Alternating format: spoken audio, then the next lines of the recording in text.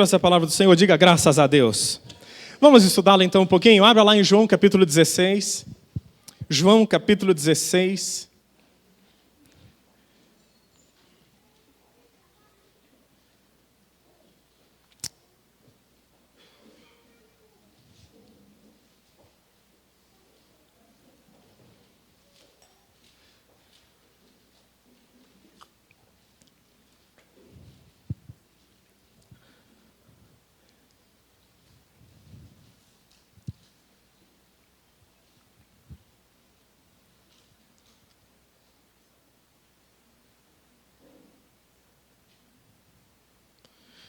Eu vou ler um versículo com vocês. Na verdade, o tema da ministração, o bojo todo da ministração vai até o verso 16.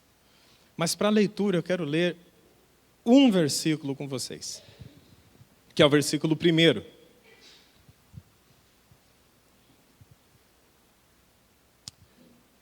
Eu vou ler na minha versão aqui, NVI.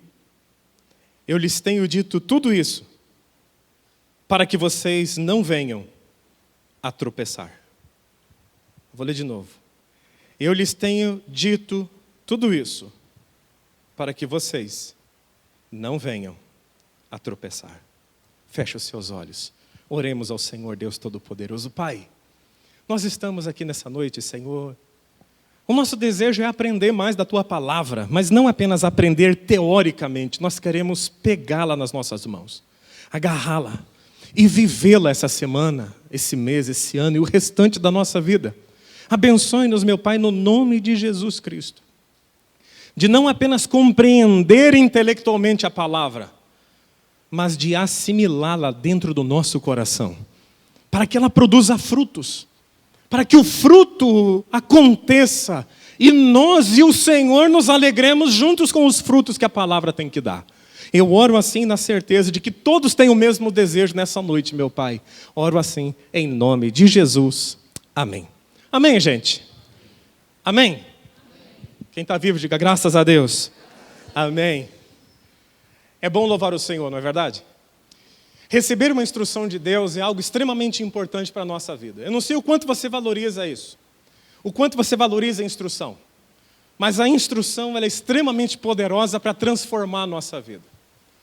Estou falando aqui de um texto de João capítulo 16, que é um texto dos últimos momentos de Jesus com os seus discípulos, nos últimos. Logo depois do capítulo 17, ele vai orar pelos discípulos e daí ele já vai ser separado dos discípulos. E aqui ele para num momento que ele está conversando, ele está no meio de um assunto. Tanto que ele diz, olha, eu tenho dito tudo isso para que vocês não venham a tropeçar. Ele está falando para os discípulos que eles seriam alvo do ódio de muita gente. Não é que eles seriam alvo da antipatia das pessoas, ou de algumas pessoas. Jesus estava dizendo, enfaticamente, vocês serão motivo do ódio de muita gente. Alguns, e ele vai seguir o texto, dizendo que os seriam perseguidos. O verso 2, por exemplo, diz, vocês serão expulsos das sinagogas. De fato, virá o tempo quando quem os matar pensará que estará prestando um culto a Deus. Isso a gente fica claro na vida do apóstolo Paulo antes dele ser apóstolo Paulo. Ele achava que ele estava fazendo um serviço para Deus, matando cristãos, amarrando os cristãos ou prendendo-os. No infringir dos ovos aqui, Jesus estava dizendo para eles assim, vocês vão precisar de algo para avançar. Vocês precisam de poder para avançar e alcançar o alvo pelo qual vocês foram criados. Todos nós fomos criados para alcançar um alvo na vida. Todos que estão aqui foram gerados por Deus e foram plantados na terra para atingir alguma coisa. Pode ter certeza que Deus não estava sem fazer nada, falou assim, vou fazer o fulano nascer. Estou sem fazer nada, eu vou fazer o Tiago nascer para ver o que vai dar na vida, eu vou ver o que vai dar. Que é a teologia aberta que ensina, né? Que Deus não sabe todas as coisas, que Deus está esperando a ação humana para ver o que Ele vai fazer. Deus não faz isso. Deus não faz nada sem um planejamento, Deus não faz nada sem o domínio do que Ele está fazendo. Você nasceu na família que Deus quis que você nascesse. Você foi criado pelos pais que Deus quis que você fosse criado. fosse criado. Deus te colocou na cidade em que Ele queria que você nascesse. E você está aqui, porque Deus quer que você esteja aqui. Nossa vida não foi jogada. E Deus esperando de pensar assim, vamos ver o que vai dar. Há um plano para cada um de nós. Quem crê, diga graças a Deus. Isso fica tão claro na vida de Jeremias, quando Deus fala para ele assim, olha Jeremias foi crescendo, e Jeremias quis ser sacerdote. Essa é uma história de Jeremias, do profeta que as pessoas chamam de profeta chorão. Um homem que pregou 45 anos a mesma mensagem, Israel não se arrependeu. Também não tinha como ele viver rindo. Pensa, Deus te dá uma missão, diz assim, você vai bater, você vai dar murro em ponto de faca durante 45 anos, as pessoas não vão mudar de vida, mas eu escolhi você para fazer isso. Esse homem cresceu e ele quis ser sacerdote, e um dia Deus chamou ele e disse assim, eu designei você para profeta das nações. Esquece esse negócio de sacerdócio, não é para você. Eu escolhi você, antes de você ser colocado no ventre da sua mãe. Eu estabeleci em você um alvo, ia ser profeta, não é ser sacerdote. Eu não sei se você já reparou, quando as pessoas fogem do seu propósito, só tem dor na sua vida, não é verdade? Olha a vida de Jonas. Um homem que tinha que ir para Nínive e foi para Tarsis. Um homem que sabia para onde Deus queria que ele fosse, mas deliberadamente disse, eu vou fazer o contrário. Parece que é a gente às vezes. Parece a nossa própria história. Lendo o livro de Jonas, parece a saga de cada um de nós. Nós sabemos muitas vezes para onde Deus quer que a gente vá. O que o Sérgio falou aqui é extremamente importante. Eu sei o que Deus quer de mim, eu sei o que eu tenho que fazer e eu faço. E essa segurança muita gente não tem. Porque, na verdade, está lutando contra a vontade de Deus. Diga assim, eu não quero lutar contra a vontade de Deus. Deus queria pegar Jonas e fazê-lo ir para Nínive para ele ser abençoado. E abençoar uma geração. Ele queria ir para Tarsis, fugir da vontade de Deus. Todo lugar de fuga é resultado da quebra de uma aliança. Isso começou com Adão. Quando Adão fugiu da presença de Deus e se escondeu atrás de uma árvore, ele já estava em quebra de aliança. Quando uma pessoa quebra a aliança, qual é o sinal visível dela? Ela está fugindo do seu propósito. Ela está fugindo do motivo pelo qual Deus a fez nascer. Quando um homem foge das suas responsabilidades, ele está fazendo exatamente a mesma coisa. Homens, Deus nos criou para liderar a nossa casa. Quantos homens recebem? Digam graças a Deus. Se você não lidera a sua casa, você está fora de propósito. Você está fugindo daquilo pelo qual Deus te criou para fazer. Deus te criou e te formou para ser o chefe da sua casa. Se você não lidera a sua casa, se você não dá direção para a sua casa, e liderar não é apenas apontar o caminho, é apontar o caminho, prover no caminho e proteger no caminho. Apontar o caminho é fácil, não é verdade? Prover no caminho já é mais difícil. Proteger no caminho é mais difícil. Deus nos chamou para irmos da nossa casa e a partir da nossa casa liderarmos. Um dia o Sérgio pregou aqui numa quinta-feira algo que eu nunca esqueci, uma frase que ele falou, eu nunca esqueci. Ele diz assim, às vezes, missões significam atravessar o corredor do seu quarto, abrir a porta do quarto do seu filho e conversar com ele. Lembra disso, Sérgio? Aquilo me gravou. Às vezes nós pensamos em coisas grandiosíssimas e nos esquecemos que do outro lado do corredor mora alguém que nós colocamos no mundo já, gerando pensar. Nós pais, não podemos, nós homens, falhar na nossa missão de direcionar a nossa casa. Deus estava falando com líderes, olhando para eles dizendo, vocês líderes da igreja, vocês vão precisar de muita força para avançar, por causa que vínculos sociais serão quebrados, vocês serão expulsos da sinagoga. E na sinagoga não é igual vir na igreja hoje. Se você parar para pensar, a cabeça de um judeu no século I, ir na sinagoga significava não unicamente a religião, era a vida toda dele. Ele cresceu ali, era a única religião que existia na terra de Israel, todos a praticavam, todos faziam relacionamento ali dentro e todos faziam negócio ali dentro. Quando Jesus falou para eles, vocês serão expulsos da sinagoga, ele está dizendo assim, a vida social de vocês vai acabar em determinados momentos, talvez. A vida financeira de vocês pode sofrer um abalo ou outro de vez em quando, porque vocês vão ser expulsos da sinagoga. Os pais de vocês talvez virem o rosto para vocês. Mas eu estou falando tudo isso para que vocês não tropecem. Diga assim: Jesus avisou para que eu não venha a tropeçar. E nessa noite eu quero avançar um pouquinho e falar um pouco sobre a obra do Espírito Santo. É impossível você ter sucesso na vida cristã e avançar em qualquer área da sua vida debaixo da mão de Deus, se o Espírito Santo não estiver sobre você. Eu vou ler o restante do texto. E farão essas coisas porque não conhecem o Pai nem a mim. Eu estou lhes dizendo isso para que quando chegar a hora, lembrem-se que eu os avisei. Não lhes disse isso no princípio, porque eu estava com vocês. Agora, eu vou para aquele que me enviou. Nenhum de vocês me pergunta: para onde vais? Porque falei essas coisas, o coração de vocês se encheu de tristeza. Mas eu lhes afirmo que é para o bem de vocês que eu vou. Se eu não for, o conselheiro não virá para vocês. Se eu for, eu o enviarei. Quando ele vier, convencerá o mundo do pecado, da justiça e do juízo.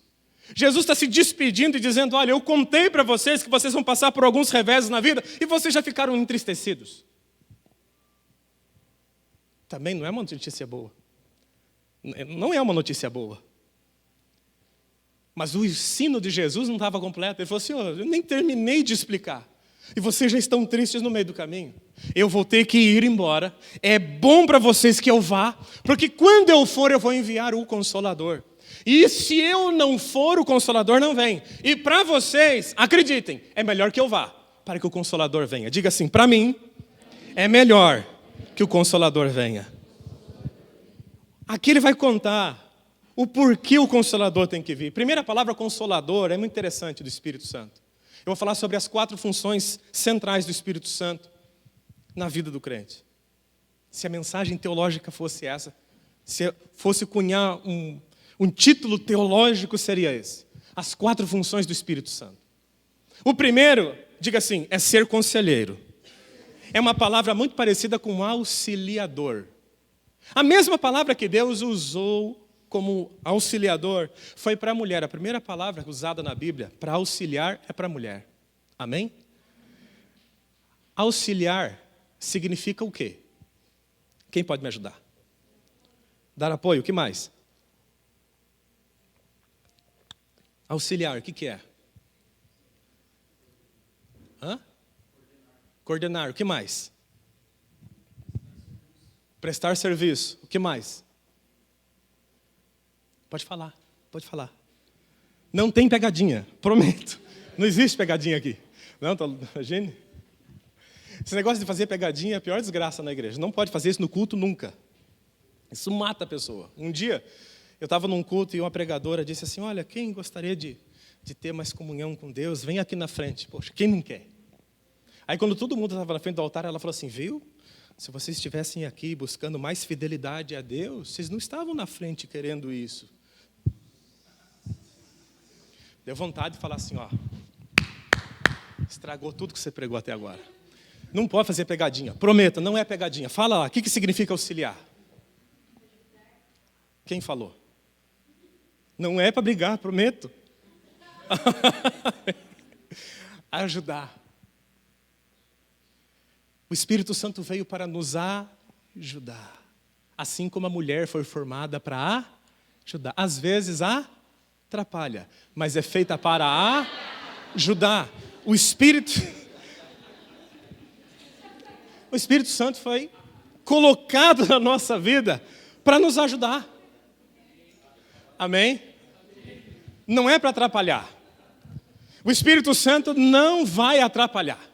O Espírito Santo vai ajudar. Quem gostaria de receber essa ajuda, diga graças a Deus.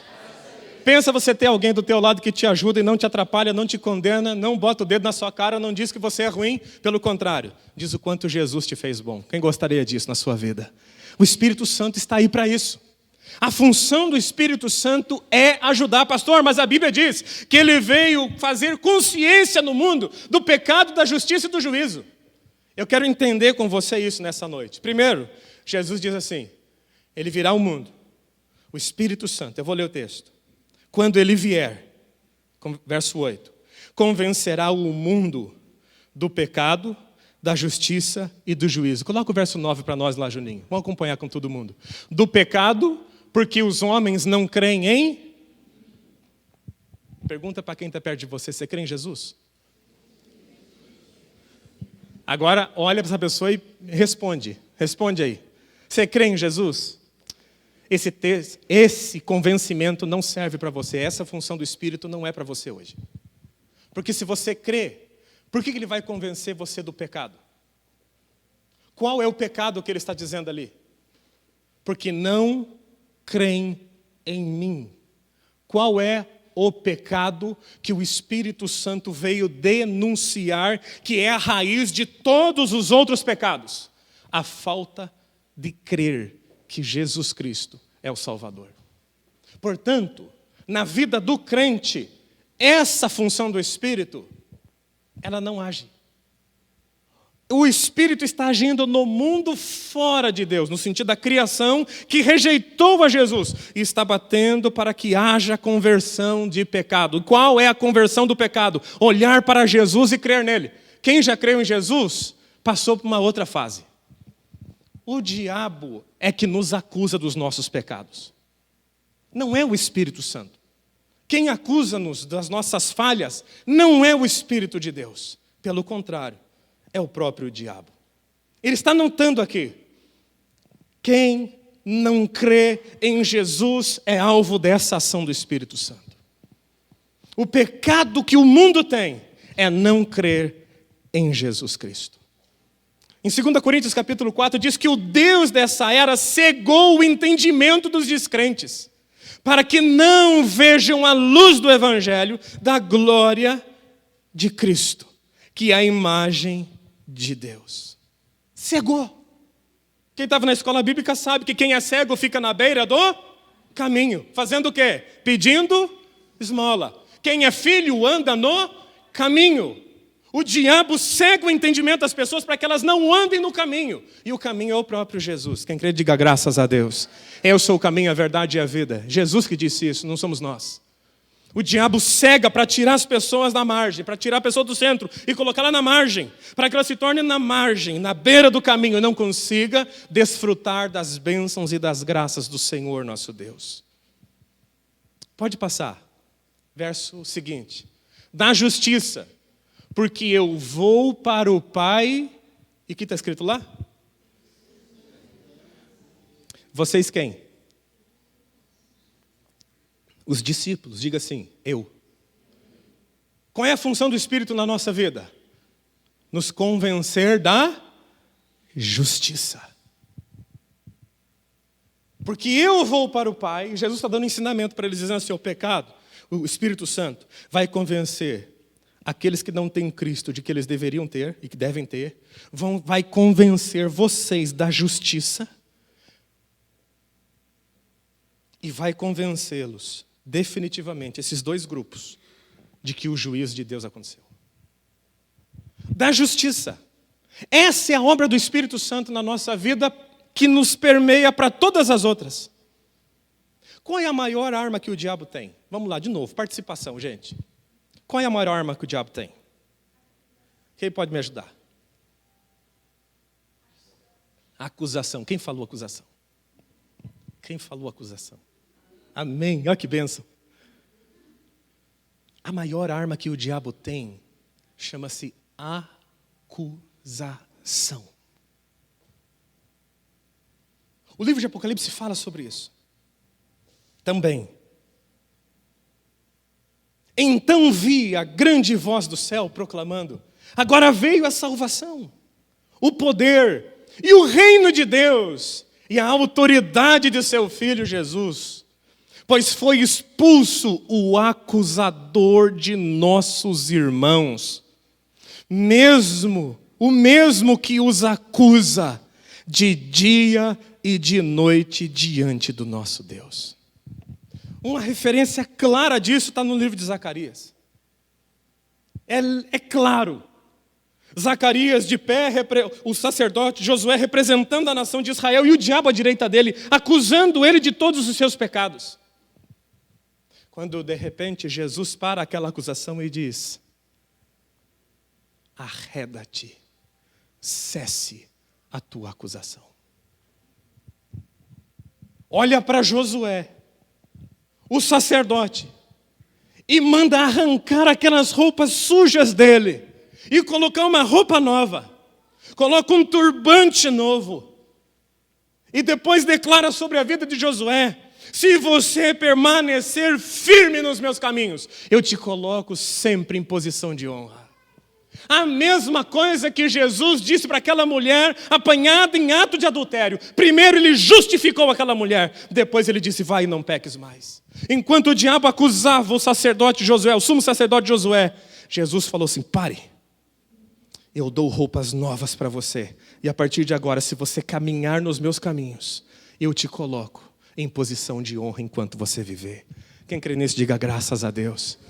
A maior função que o diabo tem em nós, meu irmão, esquece de imaginar que o diabo quer matar você. Matar você não rende nada. Não estou te ofendendo, prometo. Matar você, vai render o quê? Né? É que às vezes a gente fala, eu tenho um rosto mais fechado, fala certas verdades, a pessoa acha que você está brigando. Não estou brigando. Matar você, o que o diabo ganha em te matar? Quem está salvo, diga graças a Deus. Matar teu corpo tira a tua salvação? Mas tem um jeito do diabo neutralizar você. Acusando você dia e noite dos seus pecados, para que você acredite neles. Para que você acredite nas verdades dele, nas mentiras. E cesse de avançar rumo ao alvo que Deus colocou sobre a sua vida. Quando o diabo mata uma pessoa, um crente, é incrível, parece que a semente do evangelho brota. Morre um Marte, nasce vários crentes.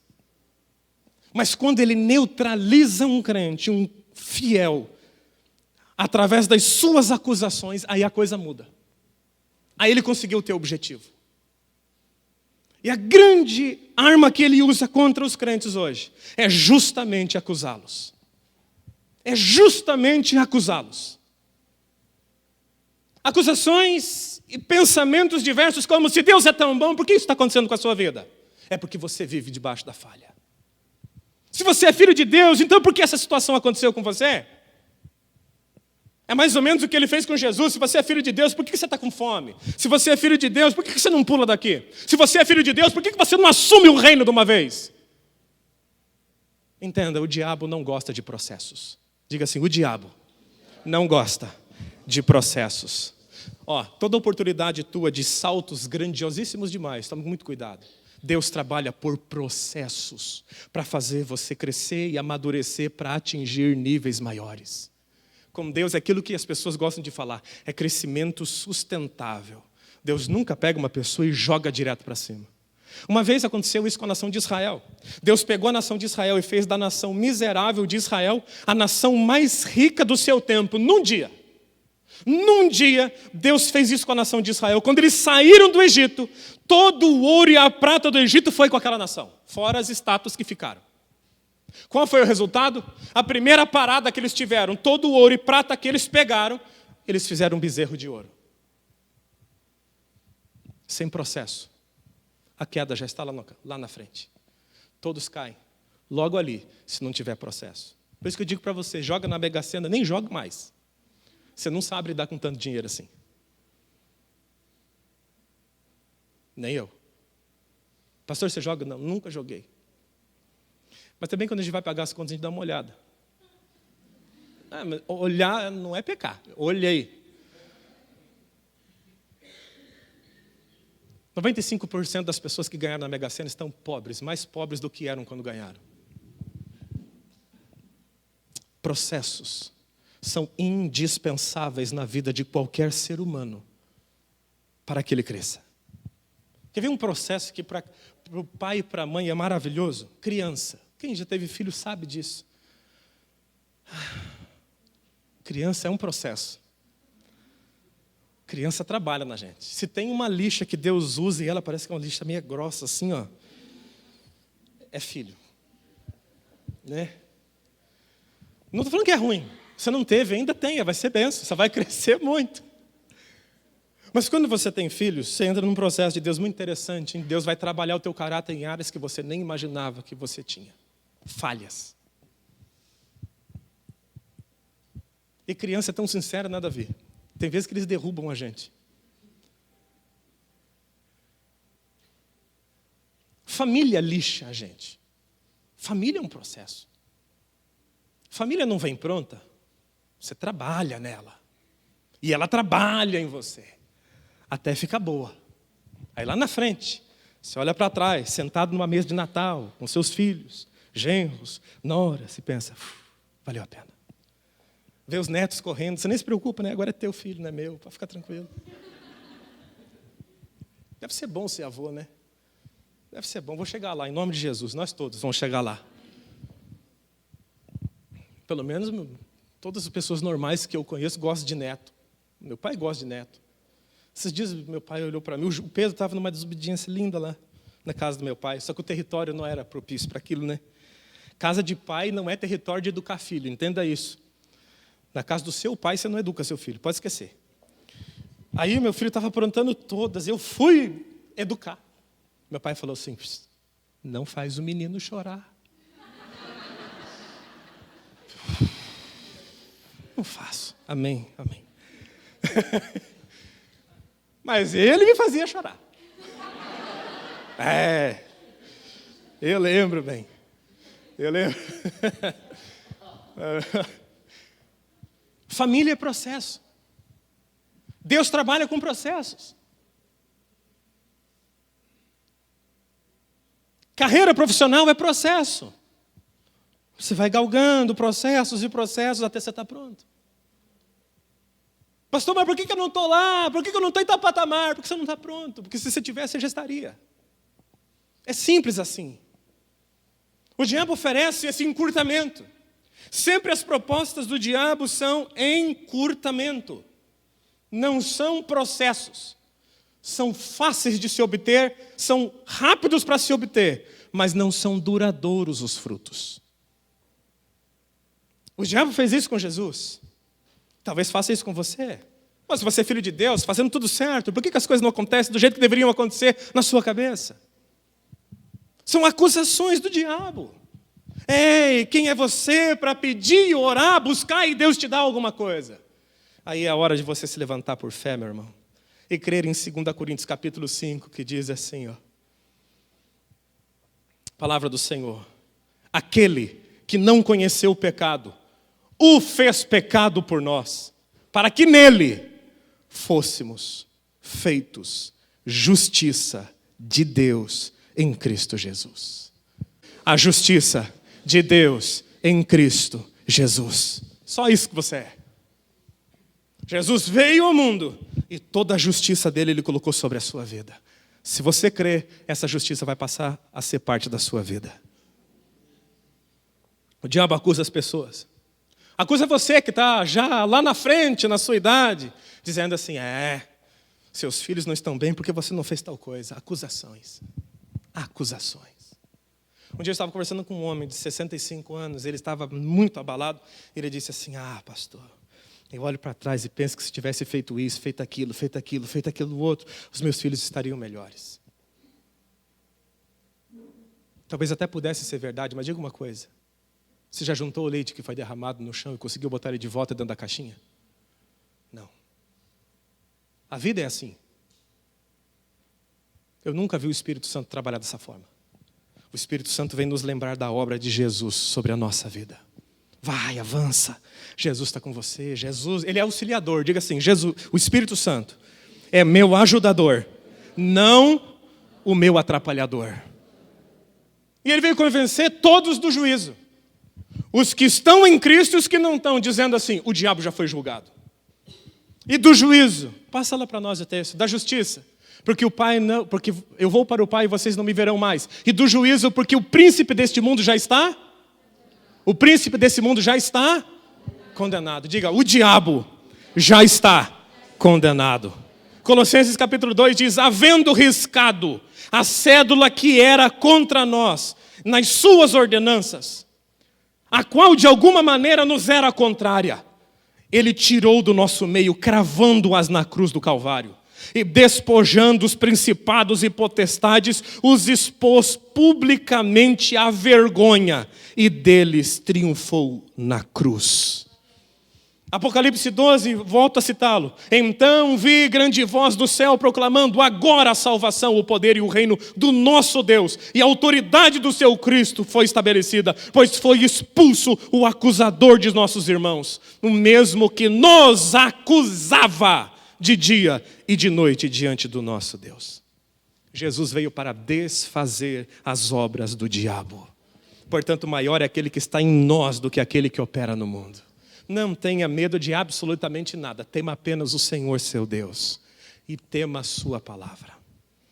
Se você quer avançar, e não há como avançar sem ter o Espírito Santo. Acredite que na sua caminhada cristã, você vai precisar de que Ele te lembre da justiça de Deus sobre a sua vida. E quando a acusação vier, não tenha medo de dizer, eu sou a justiça de Deus em Cristo Jesus.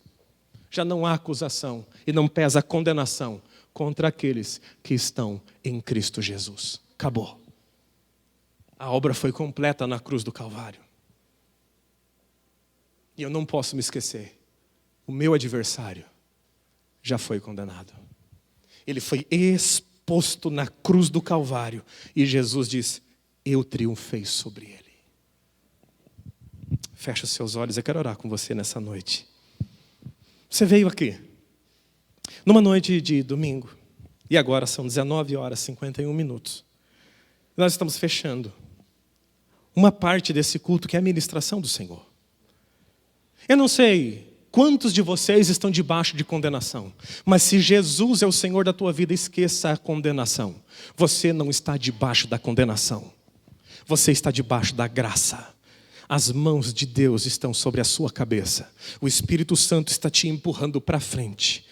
Ah, pastor, mas eu pensei que o Espírito Santo me acusaria dos meus pecados. Não, meu irmão, você já tem tua mulher para te ajudar a fazer isso. Você precisa do Espírito Santo para te ajudar a lembrar que Jesus fez a obra completa.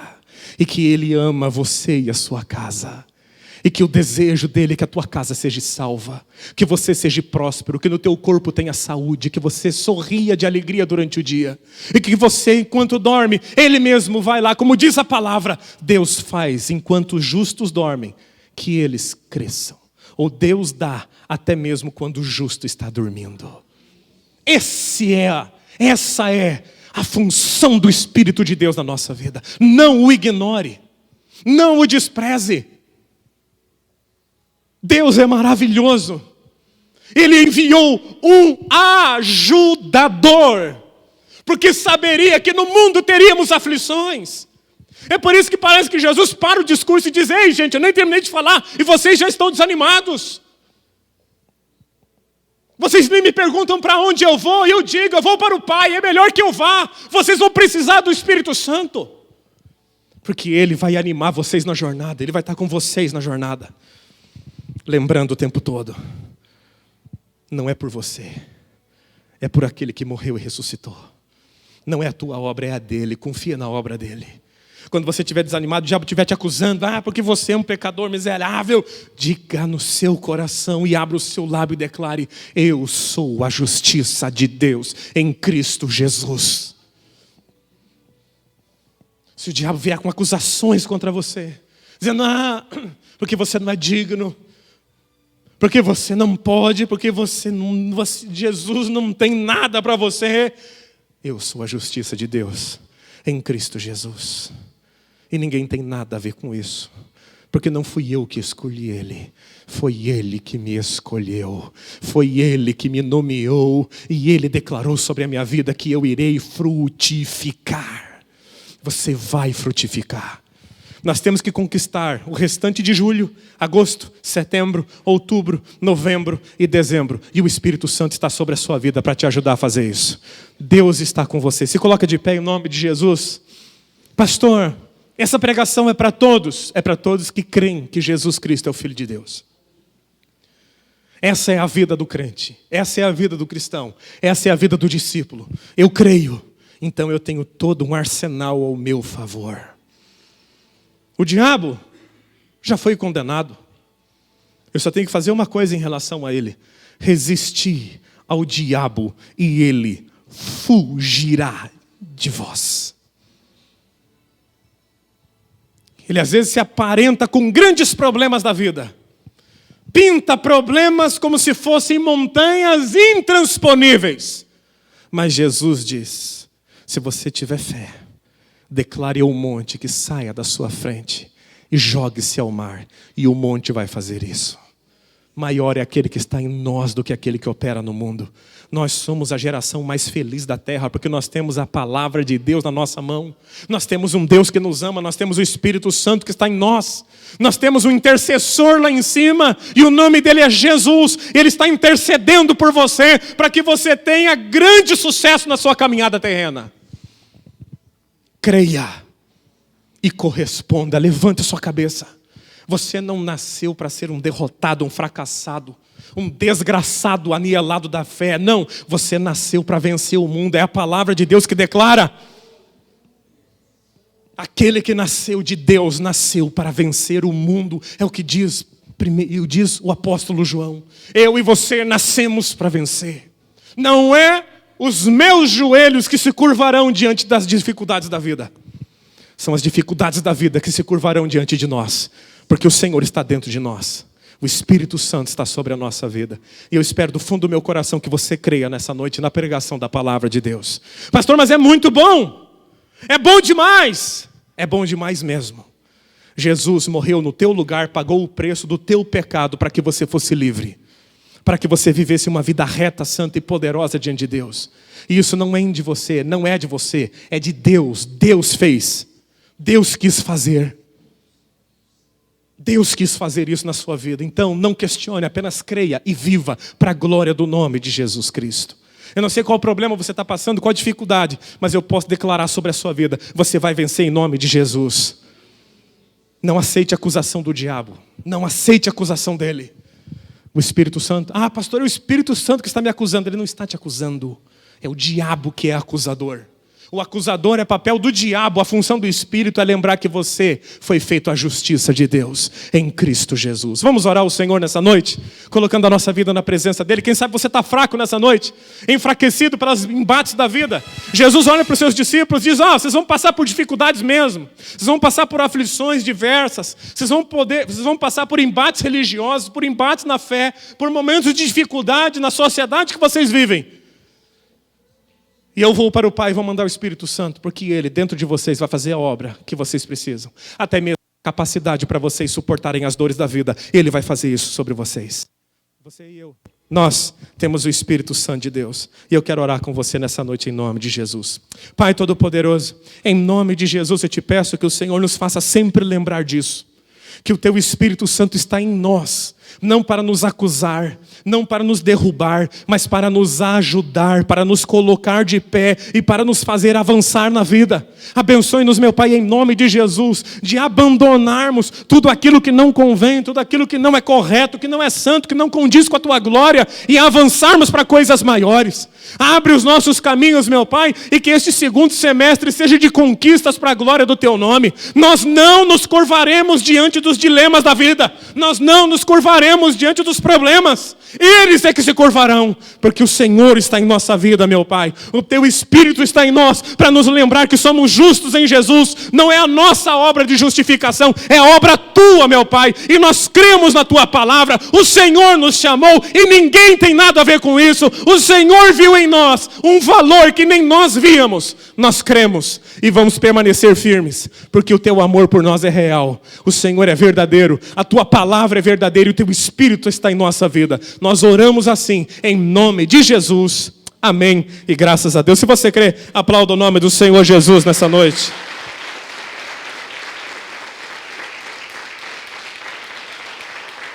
Aleluia.